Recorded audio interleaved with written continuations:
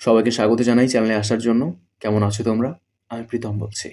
আর এখন তোমাদেরকে শোনাবো আমি পদ্মজ উপন্যাসের ৮৫তম পর্ব। লেখিকা ইলমা বেহরোজ। তো চলো উইদাউট ওয়েস্টিং এনি টাইম শুরু করা যাক।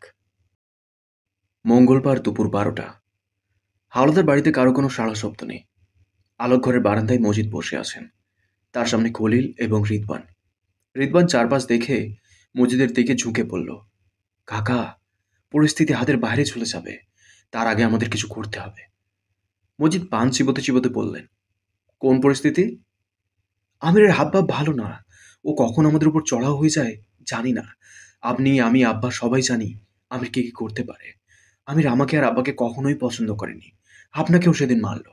তাছাড়া আমাদের উপর আমিরের পুরনো একটা ক্ষোভ আছে।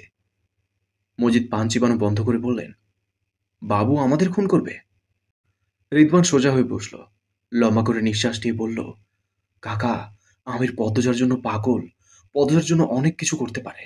আমাদের খুন করে পদ্মজাকে নিয়ে ভালো থাকতে চাইতেই পারে। মজিদ হাসলেন, যেন রিদওয়ান কোনো কৌতুক বলেছে। রিদওয়ান অধৈর্য হয়ে পড়ে। বলল, কাকা, বিশ্বাস করুন, আমি আমিরের চোখে মুখে কিছু একটা দেখেছি। ও কিছু একটা করতে যাচ্ছে। আর পদ্মজা তো আছেই। পদ্মজা এত শান্ত স্বাভাবিক, মনে হচ্ছে কিছুই হয়নি। এসব লক্ষণ কিন্তু ভালো না কাকা। আমির যেমন ভয়ঙ্কর, পদ্মজাও তেমন ভয়ঙ্কর। যে কোনো মুহূর্তে আমাদের ক্ষতি করতে পারে। মজিদ হাওলাদার মেরুদণ্ড সোজা করে বসলেন। গুরুতর ভঙ্গিতে বললেন, পদ্মজাকে নিয়ে আমারও চিন্তা আছে। এই মেয়ের চোখের দিকে তাকানো যায় না। মজিদ হাওলাদারের কল্পনায় পদ্মজার চোখ দুটি ভেসে ওঠে। সব সময় তিনি পদ্মজার চোখের ভেতর আগ্নেয়গিরি দেখতে পান। তিনি দ্রুত মাথা ঝাঁকালেন। বললেন, খলিল, পদ্মজার কিছু একটা করতে হবে। এই মেয়ে ক্ষতিকর, ধরে বেঁধে রাখার মেয়ে না। খলিল বললেন, এই ছেড়ে এত কিছু দেখাও ডরাই নাই, আর কেমনে ডরাইব? মজিদ থুতু ফেলে বললেন, পদ্মজাকে রাখাই যাবে না। এই দায়িত্ব ঋতুর। রিদওয়ানের চোখ দুটি চলচল করে উঠল। পরপরই সেই আলো নিভে গেল। সে প্রশ্ন করল, আর আমির? আমির পদ্মজার ক্ষতি মানবে না। মজিদ চিন্তায় পড়ে যান। কিছু বলতে পারলেন না। রিদওয়ান উত্তেজিত। সে চেয়ার ছেড়ে মজিদের পায়ের কাছে বসল। বলল, কাকা, গত পরশু যা হলো, আমির জানতে পারলে আপনাকে, আমাকে আর আব্বাকে কাউকে ছাড়বে না। আমির গ্রামের সবাইকে ডেকে সব কিছু বলে দিতে পারে। মজিদ ধমকে উঠলেন, বাবু এটা কখনো করবে না। নিজের ক্ষতি করবে না। করবে কাকা, করবে। ওর মাথা ঠিক নাই। আমাদের ক্ষতি করতে ওর হাত কাঁপবে না, মাথাও কাজ করবে না। আর নিজের ক্ষতি তো এখনই করতেছে, পরেও করতে পারবে। মজিদ হাওলাদারের চোখে মুখে দুশ্চিন্তার ছাপ পড়ে। রিদওয়ানের কথায় যুক্তি আছে। রিদওয়ান বলল, কাকা, আমির এখন আমাদের জন্যও হুমকি। মজিদ হাওলাদার রিদওয়ানের দিকে ঝুঁকে বললেন, আমির ছাড়া আমরা অচল ঋতু। এখনের মানুষ সচেতন, বুদ্ধিমান, আইন শক্তিশালী। এমন অবস্থায় আমির ছাড়া কি করে চলবে? আমিরের মাথা পরিষ্কার। একবার দুইবার না, বারবার পুলিশ সন্দেহ করেও সন্দেহ ধরে রাখতে পারেনি। আমির সামলিয়েছে। রিদওয়ান আশ্বাস দিল, কাকা, আমরা সাবধানে থাকবো। আপনাদের ৫০ বছরের অভিজ্ঞতা আছে, আর আমার ২০ বছরের অভিজ্ঞতা। আমরা চাইলেই সামলাতে পারবো। মজিদ হাওলাদার রিদওয়ানের দিকে তীক্ষ্ণ চোখে তাকালেন। বললেন, বাবুর জায়গা নেওয়ার জন্য এসব বলছিস? রিদওয়ানের চোখে মুখে হতাশার ছাপ পড়ল। সে চেয়ারে উঠে বসল। বলল, আমার একার কোনো স্বার্থসিদ্ধি নাই কাকা। আব্বা আর আপনাকেও বাঁচাতে চাইছি। আমির আগের আমির নাই। আপনার বড় ভুল পদ্মজার সাথে আমিরের বিয়ে দেওয়া। মজিদ হাওলাদার উঠে দাঁড়ালেন। গম্ভীর স্বরে বললেন, আমার ছেলের সাথে আমি কথা বলবো, তারপর সিদ্ধান্ত নেব। মজিদ হাওলাদার চলে যান। তিনি চোখের আড়াল হতেই রিদওয়ান মজিদের চেয়ার লাথি দিয়ে ফেলে দিল।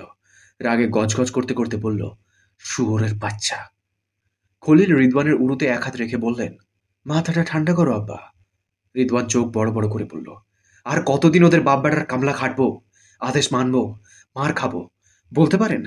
আমার বাধ্য হয়ে বলতে হচ্ছে, আপনি অকর্মার ঢেকি আব্বা। কাকা সবকিছু আমিরের নামে করে দিল, আপনি টু শব্দও করেননি। খলিল হাওলাদার দাঁতে দাঁত চেপে চুপ করে রইলেন। তিনি ছোট থেকেই মনে মনে মসজিদের উপর ক্ষিপ্ত। গোপনে অনেক পরিকল্পনাই করেছেন, কখনো তা বাস্তবে রূপ নেয়নি। লতিফা পদ্মজার ঘরে প্রবেশ করে দেখল পদ্মজা নেই। সে হাতের বস্তা পালঙ্কের নিচে রাখল। বস্তার ভেতর পদ্মজার চাওয়া কিছু জিনিসপত্র রয়েছে। লতিফা ঘর থেকে বের হওয়ার জন্য উদ্যত হয়। তখন গোসলখানা থেকে পদ্মজা বের হলো। পদ্মজাকে দেখে লতিফার শরীর কেঁপে ওঠে। পদ্মজার পরনে একদম সাদা শাড়ি, ভেজা চুল থেকে টুপ টুপ করে জল পড়ছে।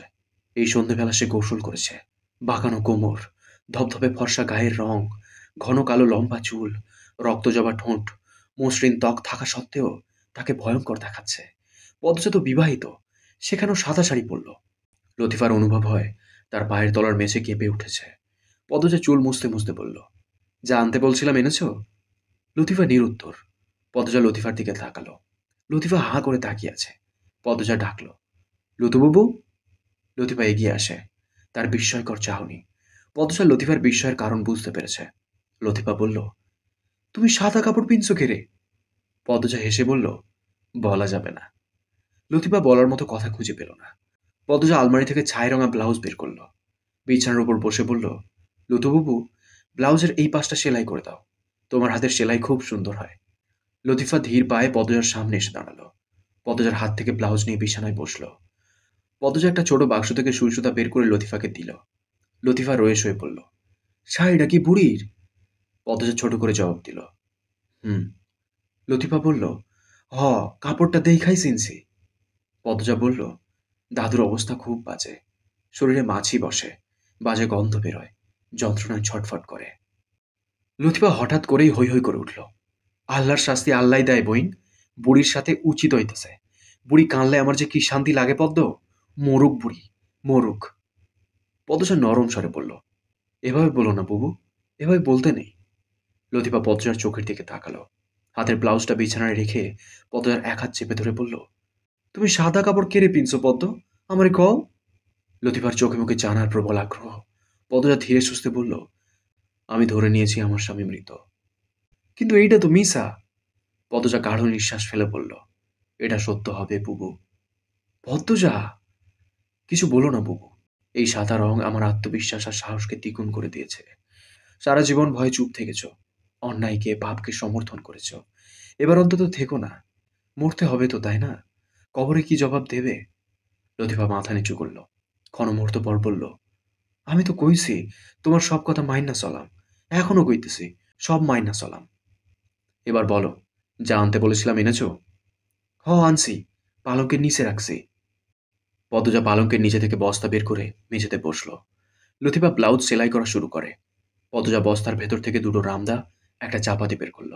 লতিফা বলল, পদ্ম, আমার অনেক ডর লাগতেছে। পদ্মজা রামদায়ের আগা দেখতে দেখতে বলল, কি জন্য? তুমি যদি না পারো, তোমারে ওরা মায়েরা ফেলবো। লতিফার কণ্ঠে ভয়। পদ্মজা ঘাড় ঘুরিয়ে লতিফার দিকে তাকালো। তার চোখ মুখের রং পাল্টে গেছে। পদ্মজা বলল, আজ অনুশীলন করব। দেখা যাক আমার হাত কতটা সাহসী। কথা শেষ করে পদ্মজা হাসল। লতিফার অশান্তি হচ্ছে। সামনে কি হবে সে জানে না, কিন্তু যাই হোক, খুব খারাপ হবে। পদ্মজা চাপাতি হাতে নিয়ে লতিফাকে ডাকল, বুবু। কও পদ্ম। জসিম গতকাল থেকে তোমার পিছনে ঘুরঘুর করছে দেখলাম। লতিফার মনোযোগ সেলাইয়ে। সে সেলাই করতে করতে বলল, জসিম আমার খারাপ প্রস্তাব দিছে, ডর দেখাইছে, রাজি না হইলে জোর কইরা নাকি খারাপ কাম করব। ধর্ষণের হুমকি দিল? হ। জসিম হাবু কতদিন ধরে কাজ করে এখানে? অনেক বছর, 10-12 বছর তো হইবই। পদজা চাপাতি দিয়ে রামদায় মৃদু আঘাত করে বলল, হাবু তো এখন নাই, তাহলে শুরুটা এখন জসিমকে দিয়েই হোক। লতিফা চুপ রইল। তার কাছে খুন স্বাভাবিক ব্যাপার। অনেক খুন সে নিজের চোখে দেখেছে, তাই খুন খারাপিতে তার ভয় নেই। কিন্তু এইবার ভয় হচ্ছে, খুব ভয় হচ্ছে। পদজা সরাসরি কিছু বলেনি, তবে বোঝা যাচ্ছে সে কি করতে চলেছে। যদি পদজা ধরা পড়ে যায়, তখন কি হবে? লতিফা ঢোক গিলল। সেলাইয়ে মন দেওয়ার চেষ্টা করল। পদজা প্রশ্ন করল, মগা কি এসবের সাথে জড়িত? মগা অনেক ভালা পদ্ম, বাড়ির টুকটাক কাম করে, বেগ কলের মতো, আর খালি ঘুমায়। ওর ভিতরে প্যাঁচ গোছ নাই। বাড়ির ভেতর কখনো মেয়ে নিয়ে আসা হয়নি? বাচ্চা আছে এমন আনে নাই, মরা আনছে। পদজা চমকে তাকালো। প্রশ্ন করল, মৃত মেয়ে দিয়ে কি করে? লতিফা দরজার দিকে তাকালো। পদজা দ্রুত উঠে যায় দরজা বন্ধ করতে। তারপর লতিফার সামনে এসে বসল। লতিফা বলল, যে সেড়ি বেশি সুন্দর থাকে, জানে মারার পরেও রিদওয়ান ভাইজানে তারে ছাড়ে না। মরা মানুষের শরীরের উপর টান খলিল কাকার আসিল। রিদওয়ান ভাইজানও এই স্বভাব পাইছে। পদজার গা গুলিয়ে ওঠে, বমি গলায় চলে আসে। সে এক হাতে মুখ চেপে ধরল। ঘৃণায় তার চোখে জল ছলছল করে ওঠে। লতিফা বলল, রিদু ভাইজানে কয়দিন আগেও বস্তাত ভৈরা এক সাইডের বাড়ির ছাদে আনছিল। 3 তলা ঘরের দরজায় তালা আসিল, তাই ছাদে গেছিল। পরে আমি চাবি লইয়া গেছি। বস্তা থাইকা রক্ত পড়ছিল। শীতের মাঝে কাইপা কাইপা আমি রক্ত ধুইছি।